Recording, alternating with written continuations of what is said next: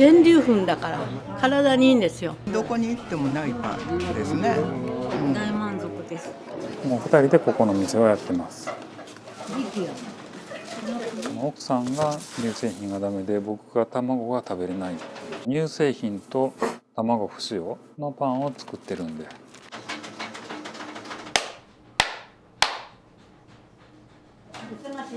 ありがとうございます。また来てください。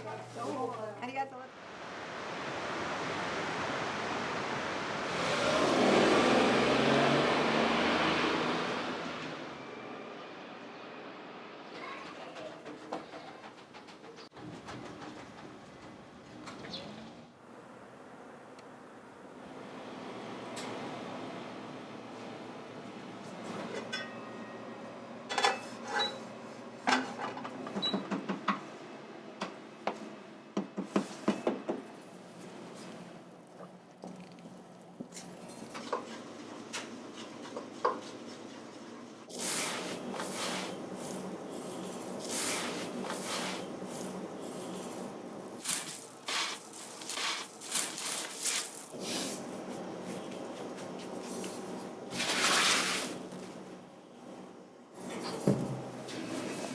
これが石臼引きの生地です。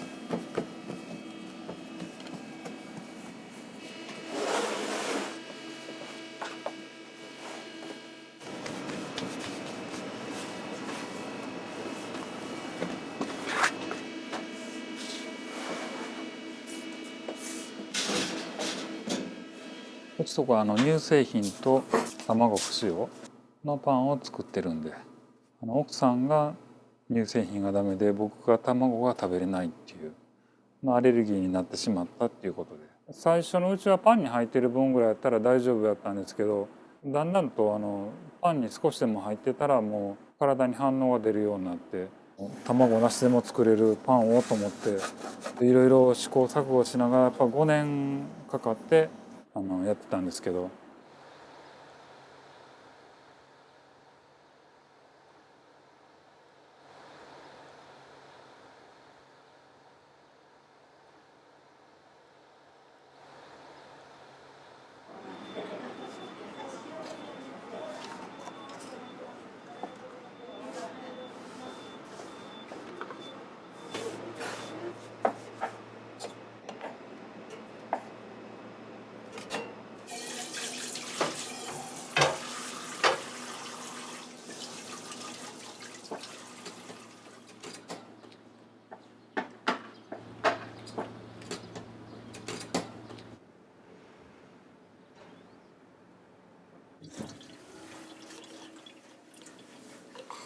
朝のコーヒーを今から入れて飲みます。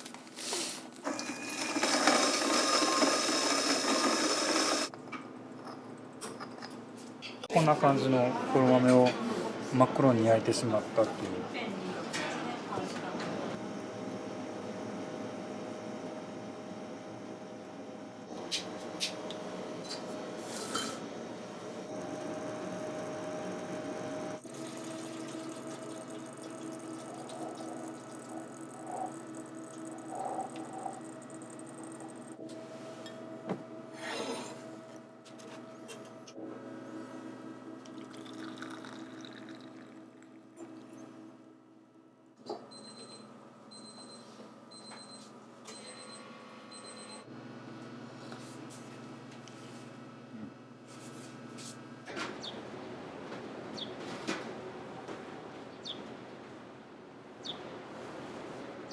鹿肉を冷凍で持ってきてもらってるんですけど、塩コショウと前の日に一晩ローズマリーに粉つけてで寝かしてやるってやつですね。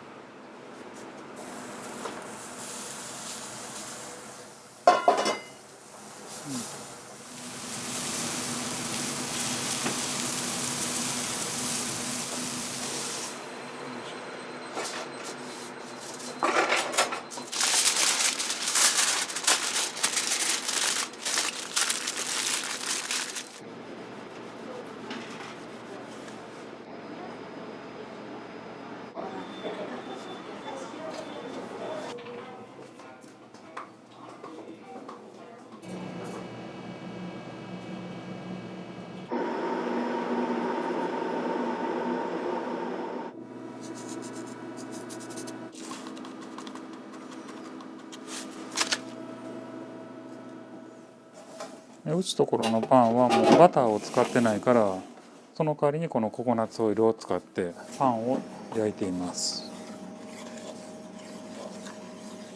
でこれココナッツオイルの特徴なんですけど、温度が下がるとすぐこうやって白くなって、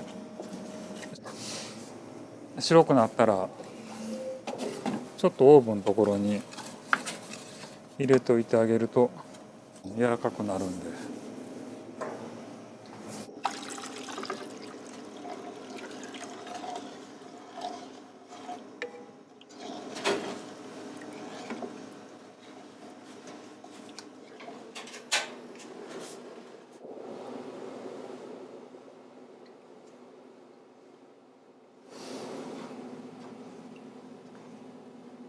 室温が23度以下とかになるとココナッツオイルがすぐ固まって白く固まってしまうから、少しオーブンで温めながらゆっくり混ぜてやるっていう、そのココナッツオイルの癖さえ分かってしまえばどれに使っても美味しくできます。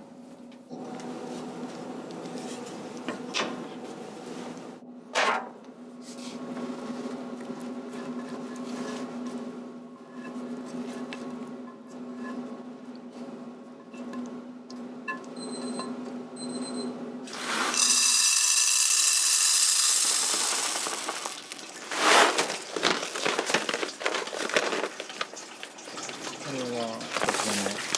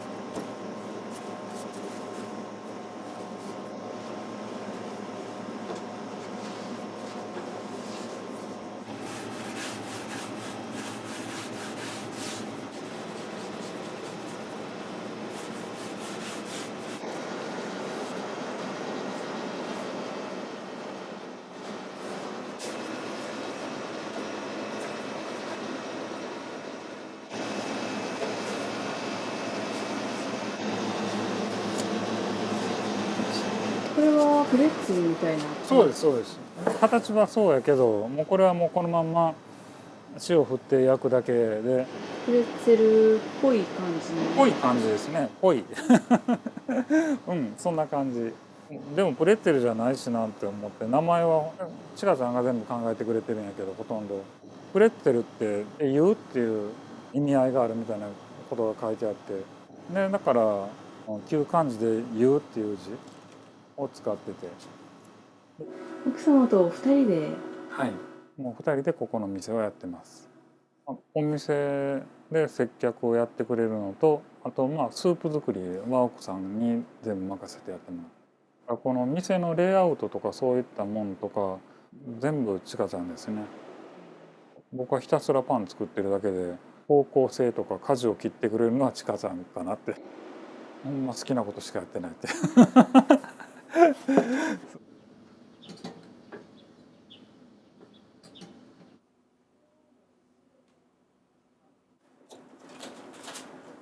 これも結構この真っ暗なとこから明るくなってくるところも好きでも夏場なんかやったらもう戸とか開けといたらもうすごく気持ちよくて、こっち来て思ったのがこの建物のせいかもわからないけど酵母がすごく元気になる。湿気とかそういうのもうまく吸収してくれるのがなんか酵母がすごく元気になって、あとパンの老化が、明らかに大阪でやってる時よりも日持ちするし長くいけるっていう。やっぱこの空気が好きやな。うん、いいね。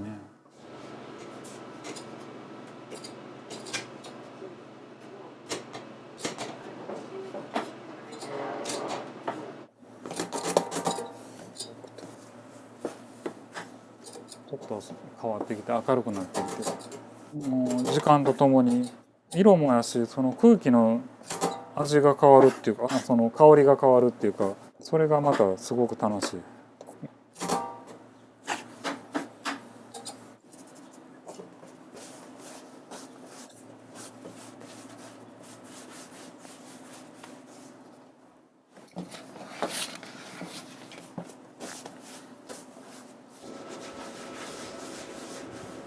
朝がやってきたって感じですね。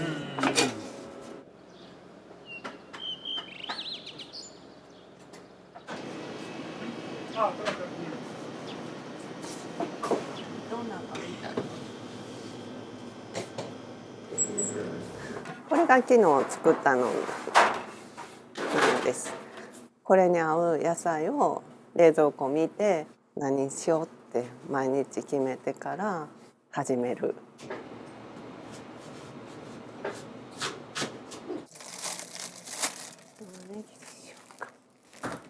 今日はこんな感じです。がやっぱり美味しいからが理由。美味しいし体に負担がないし、なんか食べててもちろん本当に元気になるし、だけどオーガニックやからって美味しくないものは絶対食べない。だからやっぱ体が喜ぶものは選択して選択し続けたからいいものが見た分かるようになってきた。なんかこれ美味しそうやなとか、これが土鍋、いい土鍋、忠作さんっていう方の土鍋なんですけど、お野菜焼くのでもすごく短時間で美味しくなるし、しっかり火が通る分多分濃厚になるっていう。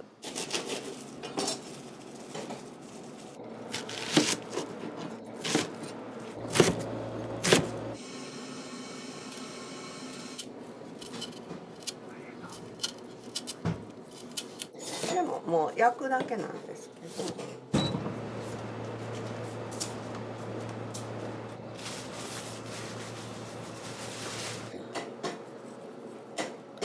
それをこのオイルをココナッツオイル、有機のなんかこの釜がやっぱり万能で、そしてここから1時間ぐらいをめどに。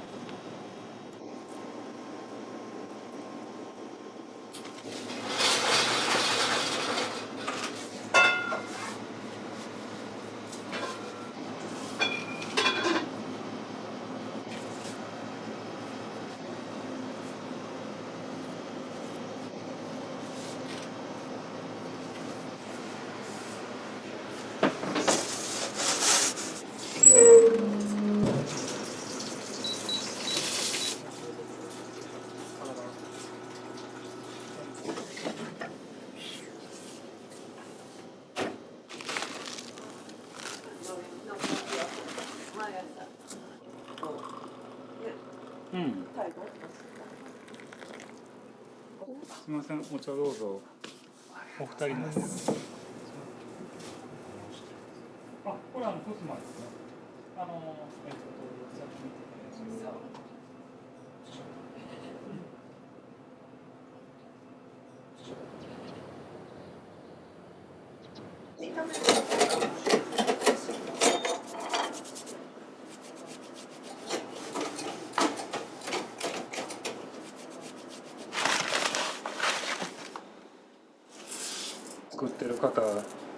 森田さんって方なんですけど、お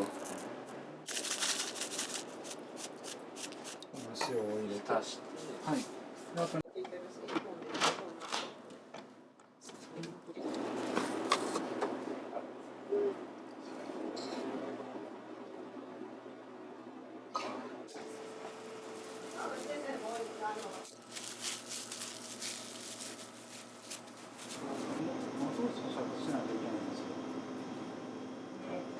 白米は白米で美味しいと思うんですけど、でもこれに慣れてしまうと白米がちょっと物足らへん物足らんなってなってしまって、もう僕らはこればっかり食べてるっていう感じですね。だから私らね、食べるもんは全部エネルギーがないと嫌なんですよ。なんか分からんけど体がニッとする、顔がニッとするような、もうそれがエネルギーやんな、エネルギーっていうか、そういうこと、僕らが言ってるのはそういうことであって。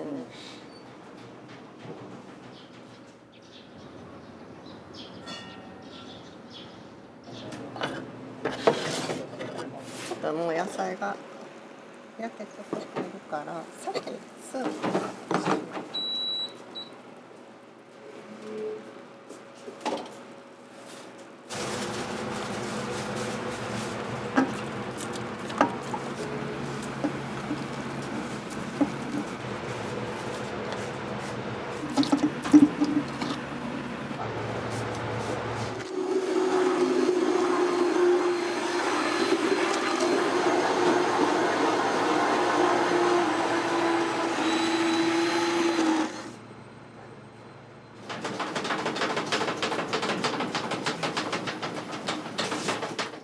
そしたら今日はこんな感じで、あとは火にかけます。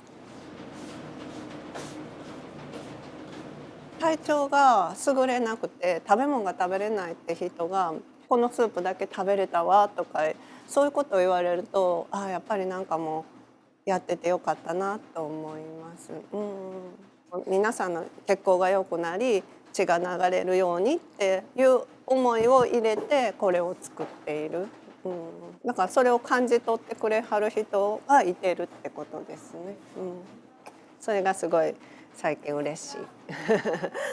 魔法のスープ、なんかスープ入れてる姿が魔女っぽいなとか言われて、そうかと思って、魔女やったら魔法ってつけてもいいかと思ってつけたんです。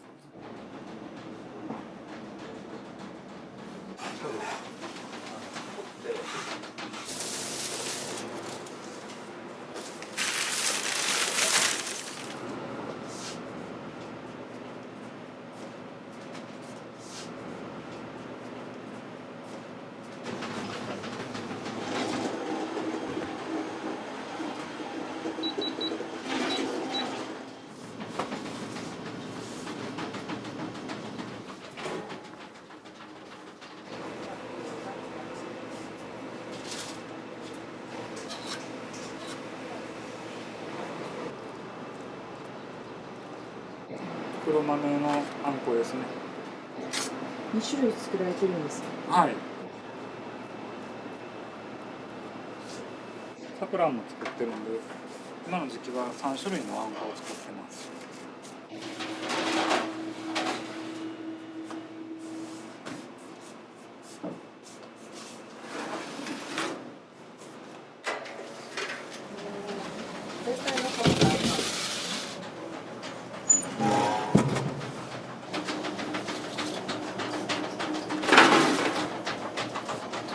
ココナッツオイルです。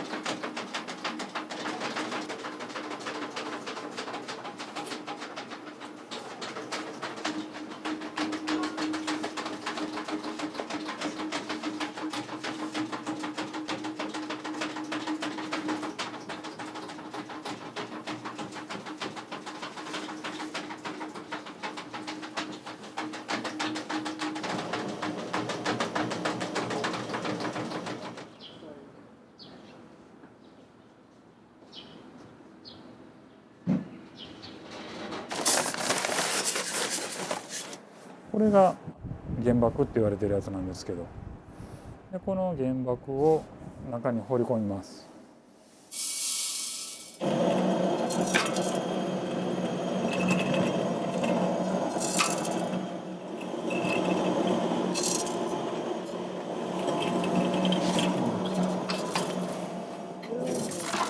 で出てきたやつがこんな感じので、これではまだまだ粗いので、これをふるいにかけて、それを多い時で56回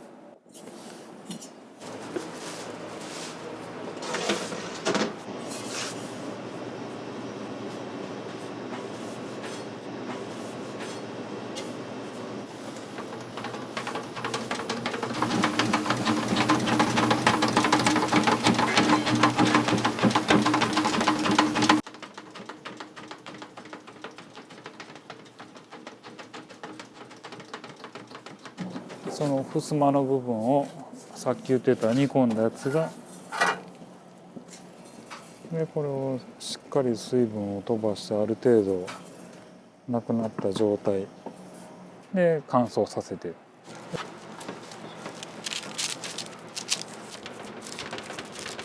でその出来上がったやつがこんな感じにして、なんか風味をよく香りを出す。襖だけでそんなもん30時間ぐらいでできると思う。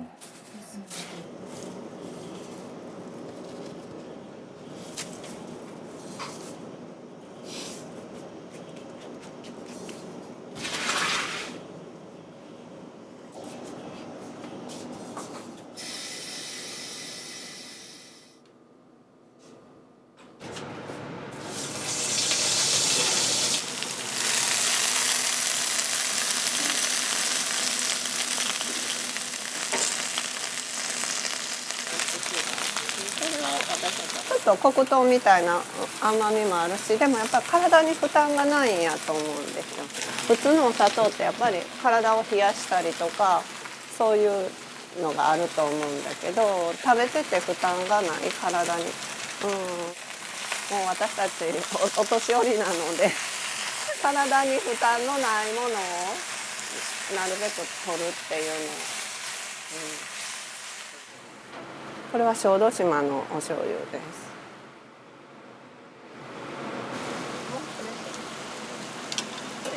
とりあえず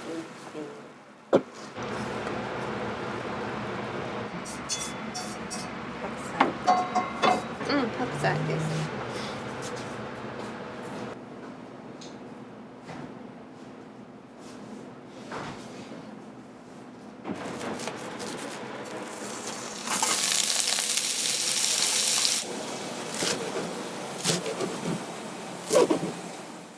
春菊くんは兵庫県の中司ファームさんっていうところで小麦粉も買わしてもらってるところで有機野菜作ってはるんですけど、私たちの周りには農家さんが本当に多くて、それもすごいこだわってる。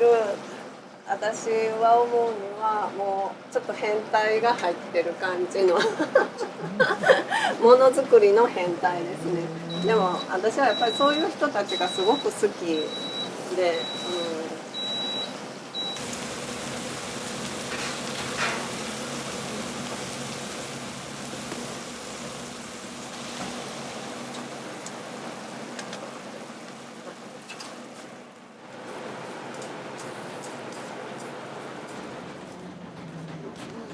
はい、これから。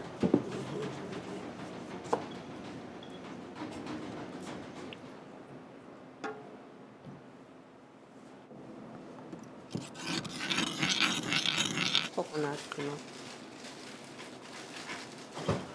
ちょっと甘くもなるし。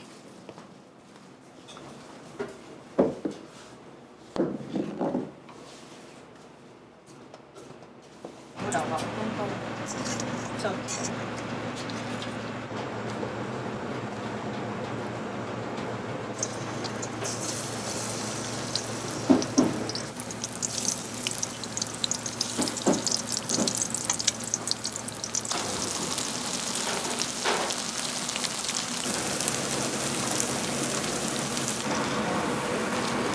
感じです。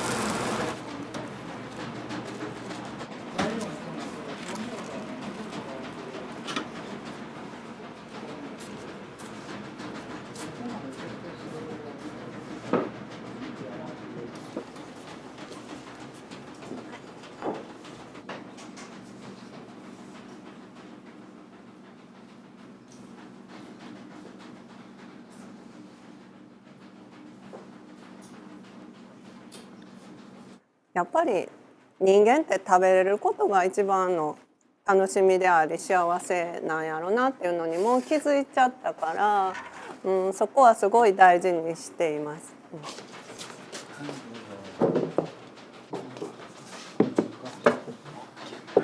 はい。こんな感じですね。はい、私がこれでナイトさんがこれです。いっぱい食べる。いっぱい食べるんです。はい、じゃあいただきます。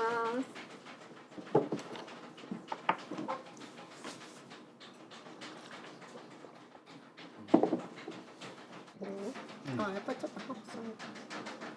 あれや。こっちが二人か。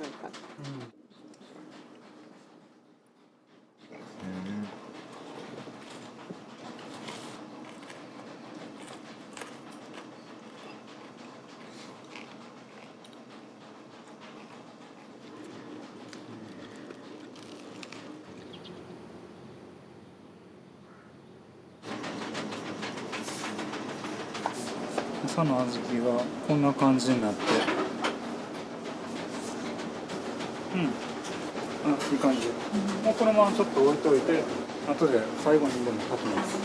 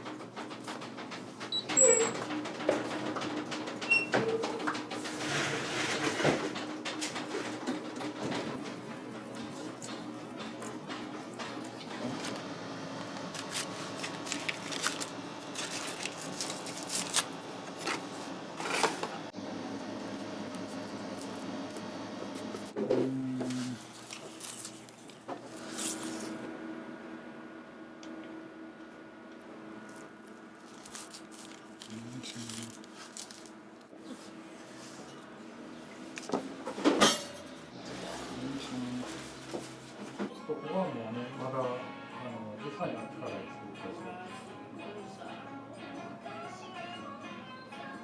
す。けど、そう言ってるんですね。共同体が強くて、ちょっと薄くなって、ちょっと悲しく感じてます。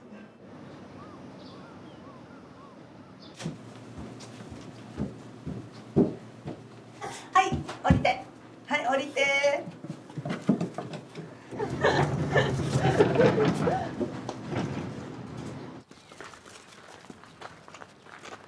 またあっちご飯。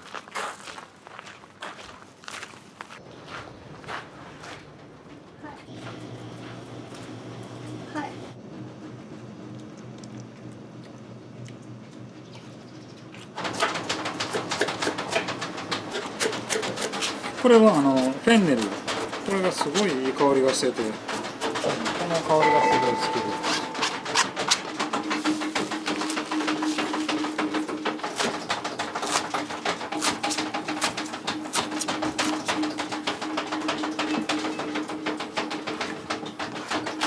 これはランチの料理をしてます。微細焼きとサンドイッチ、それにスープとあと小鉢が少しついて定食のような感じになってます。大阪の時はもうパンを作るだけで、そういうことはやってなかったんですけど、こちらに来てから、ね、そのきっかけっていうのはやっぱりこの建物がすごい良かったっていうのがあって、実際パンを買ってパッと買えるよりも少しでもお客さんにゆったりとこの空間を味わってもらいたいなと思って、そういった理由で始めましたね。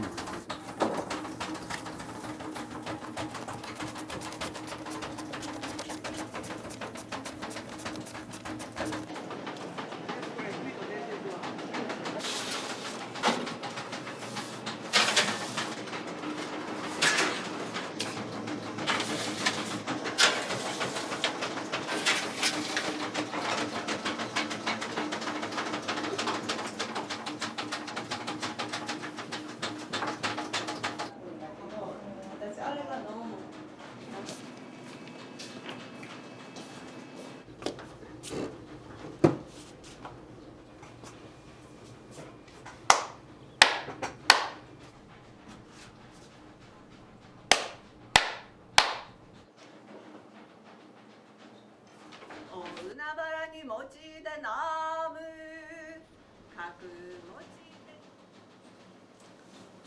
終わりました。毎朝と夜も寝る前もやります。邪気とか体の悪いものをこれを読むことによってスッと抜いてもらえる気がするっていう、神様にありがとうっていう思いですかね。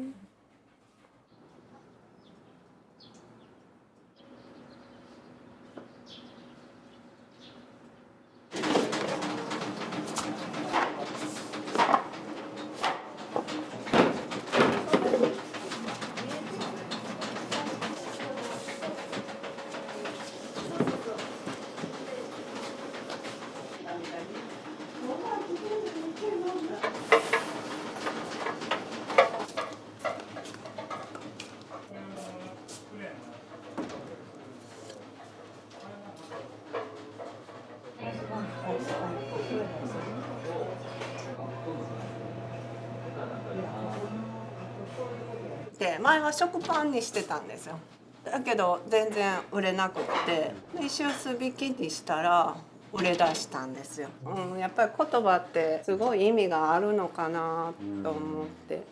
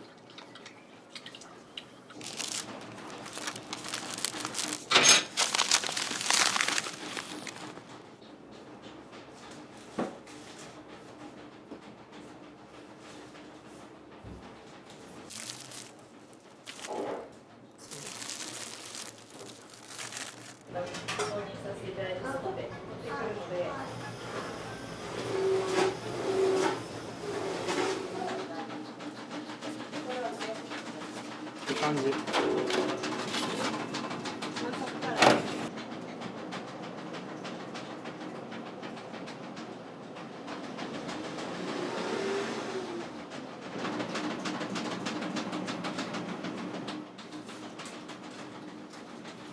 これなんですけど、桜の塩漬けを上にのせてて、中の生地も桜の塩漬けが入っていて、中の桜あんは兵庫県の白大豆のあんこなんですけど、あんまり一般的にこの白大豆が出回ってなくって、それを買わしてもらって主人が炊いてみたらめっちゃ美味しかって、そして私はあんこがすごく苦手なんだけど、この桜あんだけはもう毎日のように食べる。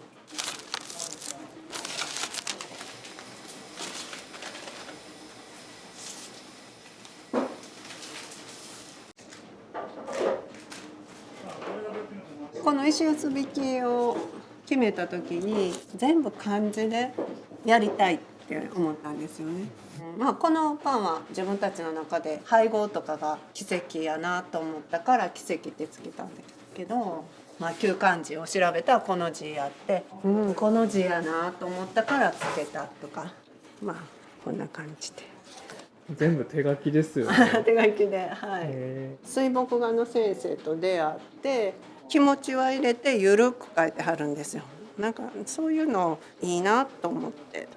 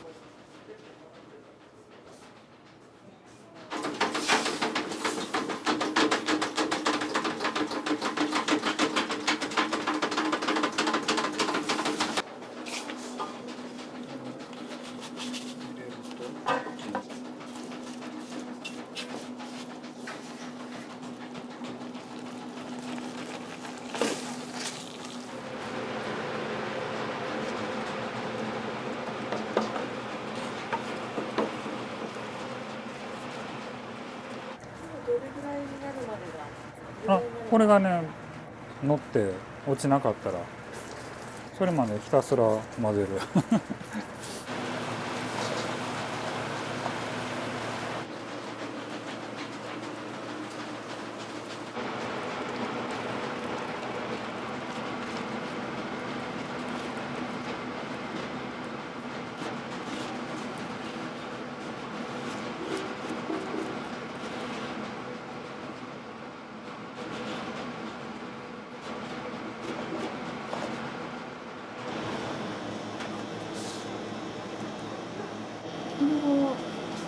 リサ焼き、朝作ったホワイトソースが下に。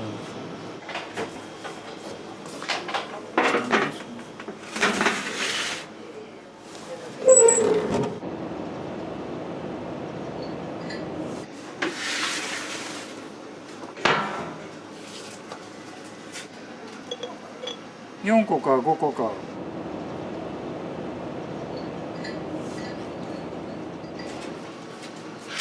あ、小麦も一つと。ずっ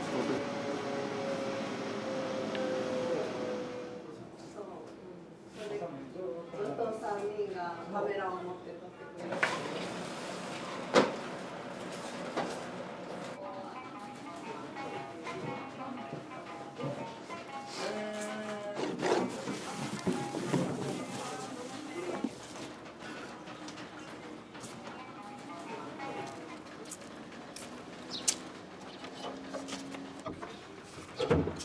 ランチもやっています。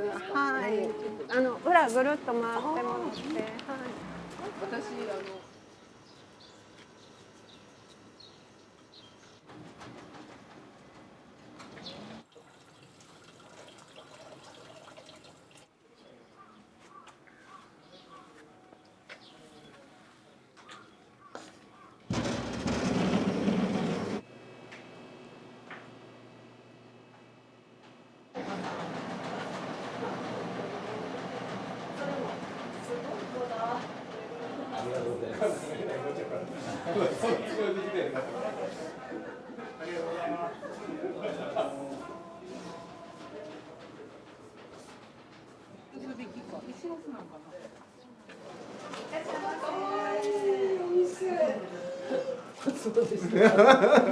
ちっちゃい時のパン屋さんで。3分ほど待っていただいたら用意できます。こちらも、はい、ありがとうございます。石臼引き1枚お願いします。丹波グルメなんとかっていうワードで検索したんですね。唯一無二っていうようなワードでこう紹介されてたんで、それを見て今日はやってきました。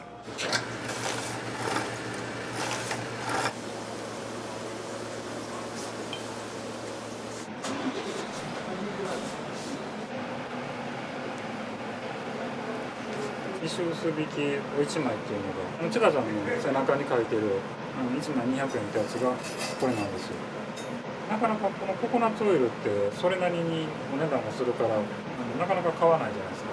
でも食べてみたらすごい美味しいよっていうのが分かったら買ってもらえるやろなと思ってこの石臼引きのこのココナッツオイルをいっぱい塗ったやつを食べてもらう。でそれでお客さんが食パン買ってココナッツオイル塗って焼いて食べてもらったら嬉しいなと思ってこんな感じで、はい、お待たせしました。ありがとうございます。あ、よろしいですか。なんか出した出せない熱くて。出せない。じゃあ食べながら帰ります。ぜひ熱々を。いただきます。どうもありがとう。また来ます。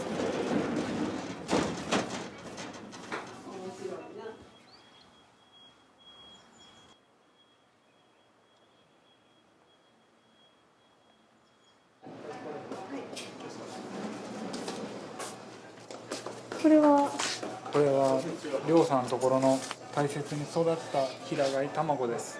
餌からもうすごいこだわっててもう大事に育てて食べたらもうなんて体に優しくスーッと入るっていう。それは僕は食べたくて仕方ないけど今はちょっと我慢して大体僕あんこが好きやから自分であんこ炊くようになったぐらい。めっちゃそれは僕のうちあれ兵庫県丹波市の市島町から来てます。卵とあとうちで採れた野菜もち米とかもおろさせていただいてます。ナリトパンさんは訪れるだけの価値があるレストランだと思ってて食べた時に量はそこまで多くないはずなんですけど満たされる食事を提供してくださるお店だと思っているので近くに来た時は寄らせていただいています。ありがとうございました。私はナリトパンさんの食材が好きでパンも買わせていただいたりしてるんですけどこの情報があふれている世の中で本物っていうのを自分で見つけるのって本当難しいと思うんですね。でその中でナリトパンさんは自然栽培やってる私から見ても本物だと強く感じているので襖とかももちろん使われてパンを作られてるんですけど臭さを感じない。これは成戸さんが研究された結果だと思うんですけどこれは本当にすごいです。他の全粒粉のパンとかと比べていただくと違いがとても分かるのでぜひお召し上がりいただけたらなと思います。はい、成戸パンさんは本物だと思いますのでぜひ遊びに来てください。パン美味しい？美味しい。美味しい？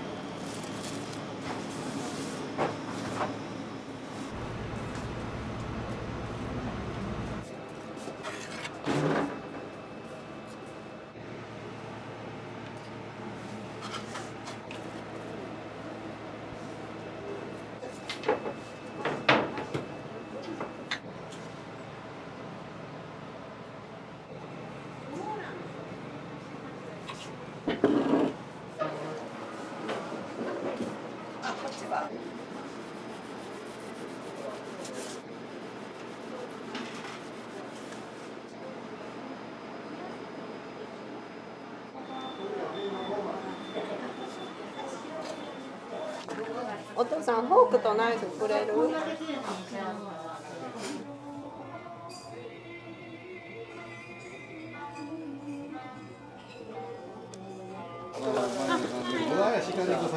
いっちゃんはな、ほんまに。いろんな地元の食材も野菜も使ってくれてはるからそれが一番いいかな。スープが美味しい。スープが美味しい。ものすごく美味しい。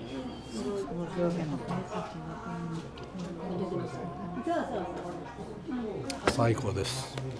めっちゃいいです。すごく美味しいです。ね。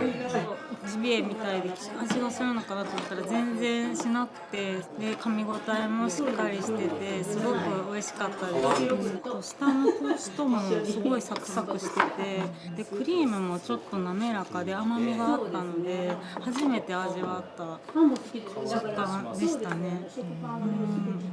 見た目も楽しんで味も初めてで大満足です。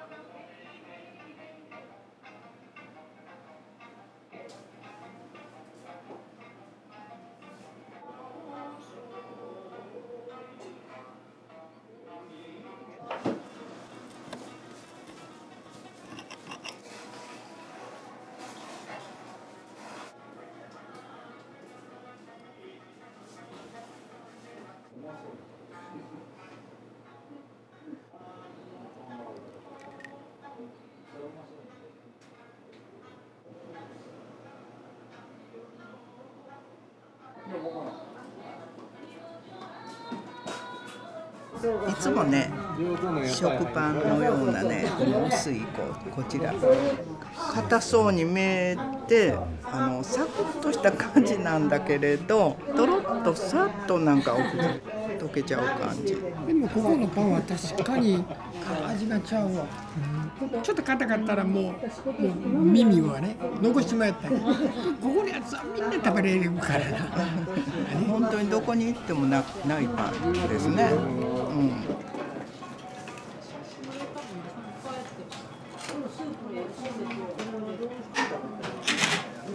パンも好きです。だからそうです。食パンをね薄く切っていただいて、お家でオリーブオイルつけて食べます。全粒粉だから体にいいんですよ。噛めば味があるんですよね。いやもうとってもね濃厚で美味しいんです。非常に体の調子がね良くない時はやっぱりねいいもの食べたいっていう感じがしますからね。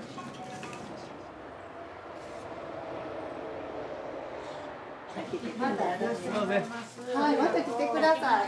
ありがとうございます。また来てください。ありがとうございます。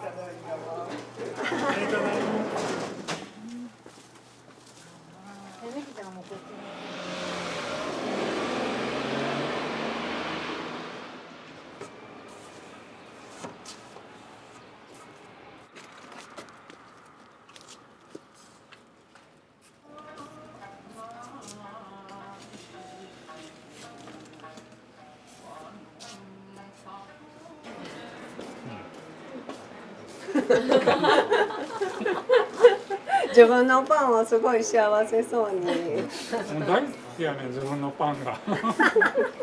自分が作ったパンが一番好きやね。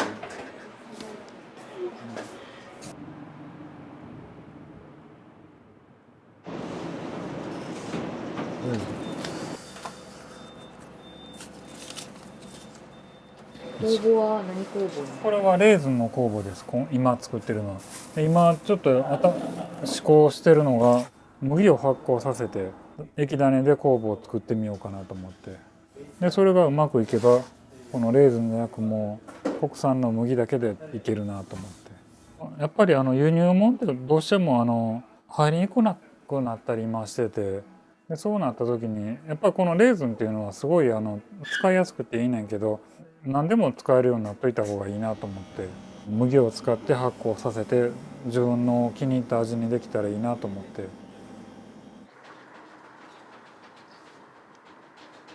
今から石臼びきをミキサーで回していきます。これは、有機砂糖ブラジル産の有機砂糖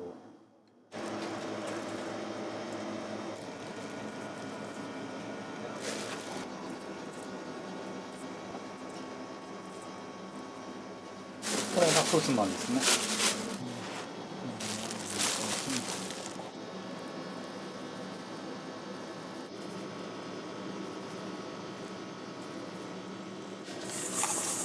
これをよく混ぜる。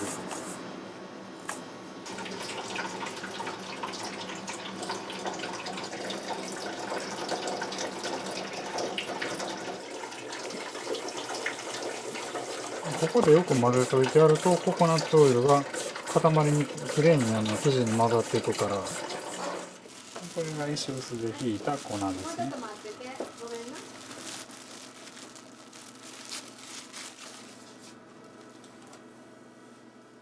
これがふすまも混ざってるんですけど、こ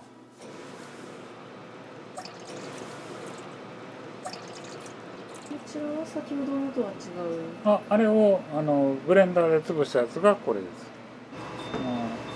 ちょこっと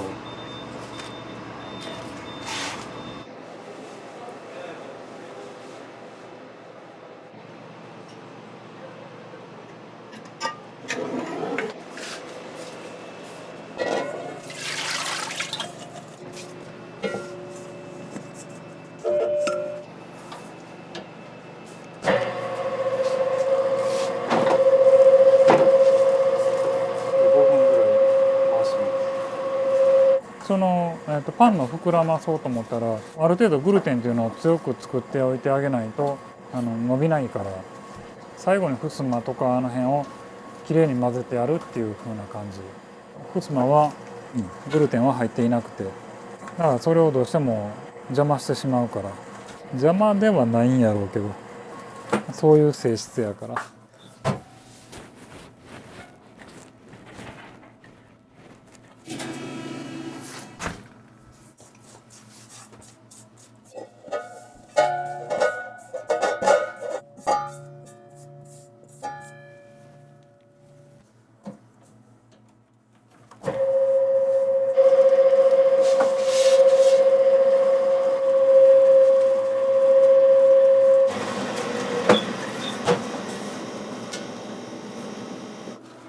すごいいい感じ。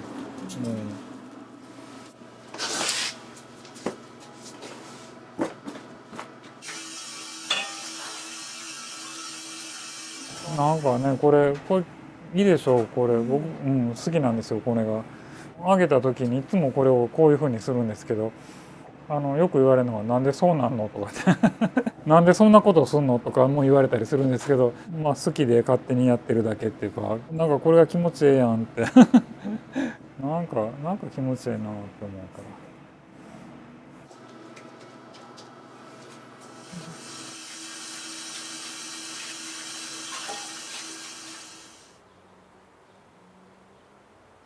こちら来てから、最初の頃に始めた。そう作り始めてはいたけど、全然失敗ばっかりやって、もともと全粒粉っていうのがなかなか膨らみにくいっていうパンでやって、だから卵とかバターとか、でそういった乳製品を使ってパンを作ってたんですけど、でも僕が卵アレルギーになったっていうのと、奥さんの方が乳製品のアレルギーがひどくなって、でもそれでもうちょっとやめようかっていうことになって。4年半ぐらいまでずっと乳製品卵を入れた石臼びきを作り続けてて、そして乳製品卵なしを変えたのがちょうど去年の6月にできたんです。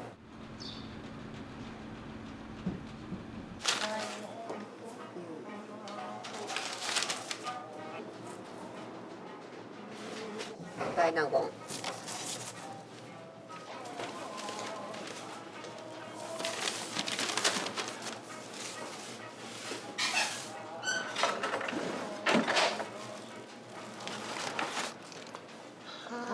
ありがとうございます。またよろしくお願いします。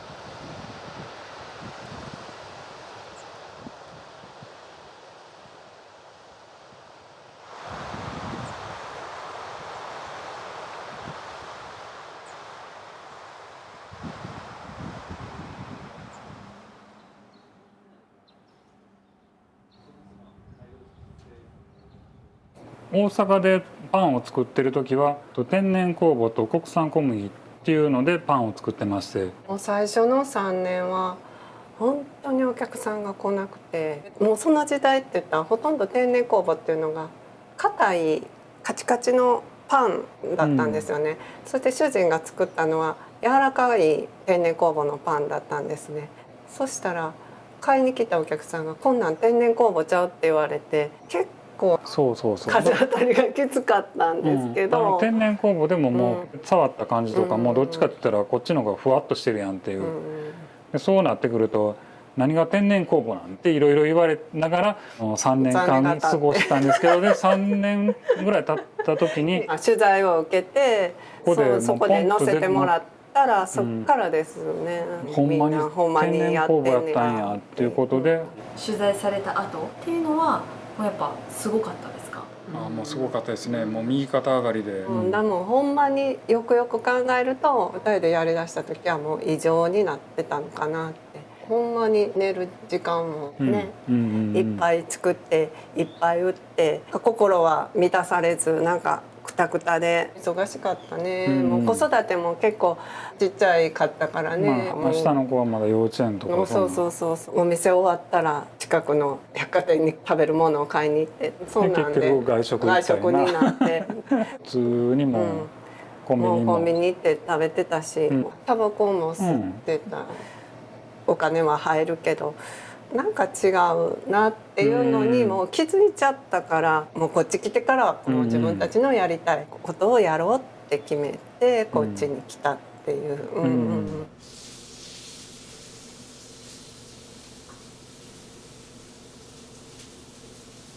普段あるものじゃないものを主人は作るので、理解してもらうのが時間がいつもかかるね。前は3年かかって今回は多分5年はかかってでもまあそれが主人の作るものなんやろうなと思って、もうすごく私は好きなものなので応援してるし大事に思っています。体にものっていうのは意識してるかな。それよりもやっぱり自分たちが食べて美味しいっていうのが一番のあれであって、美味しいものばっかりを揃えていくとこうなったっていうのが、健康かどうかっていうのは人それぞれやと思うんですけど、いいものを取り入れるよりも悪いものを排除する方が健康にはなりやすいっていうふうに思ってるから、食べた人の血になり骨になり肉になるっていうことを意識しながら作ってると、やっぱり良くないものっていうのは使いたくないなっていうことで、こういういいものだけを取り揃えて作っていくっていうことを心がけてるだけで、これを食べたら病気にならないとか健康になるとかそういう考えではやってないですね。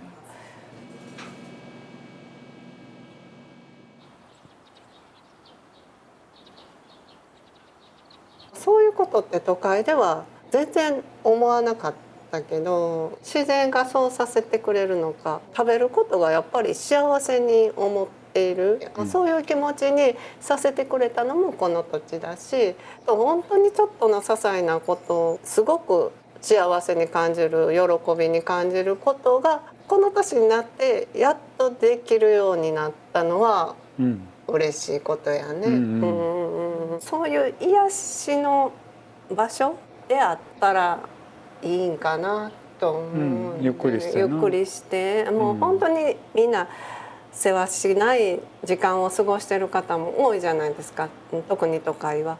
でもやっぱり時間ってゆっくり過ごすのもすごく大事やなと思っていて、そういう場所に提供できたらここは生かされるんちゃうかなと思っています。ゆっくりしてもらえるっていう場所でありたいなと思います。お客様にもっと知ってもらいたい。はい、知ってもらいたいです。やっぱり主人のパンを食べてもらいたい、それはあります。やっぱり美味しいと思ってもらえるだけでいいです。美味しいことが多分幸せやと思うんで、心から食べた時に美味しいっていう言葉があればそれでいいっていうか、そこも人それぞれ違うと思うけど、やっぱりそこには絶対感謝があると思うんで、そういう未来の方が絶対いいなと思います。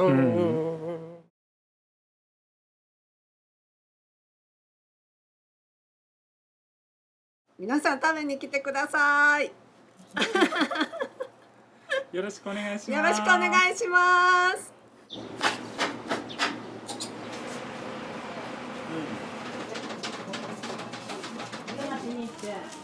でまたここのスペシャルに戻ってたから。